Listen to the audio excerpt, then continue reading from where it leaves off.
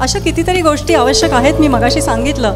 त्याच्यासाठी आपण जास्ती प्राधान्य देऊयात. निधी मिळणारच आहे, काम उभं राहिलं की पैसा येतो, त्यामुळे ते येणारच आहे. पण त्याच्या व्यतिरिक्त काही काही लोकांना वस्तू स्वरूपात मदत करेल. मी तुम्हाला एक उदाहरण म्हणून सांगते की गेल्या काही वर्षांमध्ये इथे ज्या संस्था आलेल्या आहेत त्यांच्या ज्या काही गरजा भागल्या गेल्या आहेत, त्यांना कोणाला मोबाईल व्हॅन मिळाली आहे, कोणाला वॉशिंग मशीन्स मिळाले, 2-2 वॉशिंग मशीन्स. मतिमंद शाळेत म्हणजे मतिमंद मुली जिथे सांभाळल्या जातात तर त्यांचे कपडे खराब होतात सारखे, तर त्यांनी अपील केलं होतं की आम्हाला वॉशिंग मशीन्स हवी आहेत. 2 वॉशिंग मशीन्स त्यांना मिळाली होती.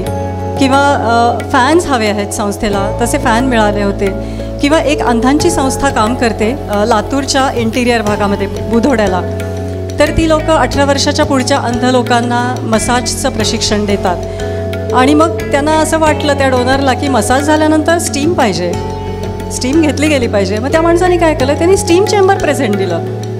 म्हणजे असं तुम्ही फक्त सांगा तुमची गरज काय आहे, ती गरज इथे नक्की भागवली जाणार आहे.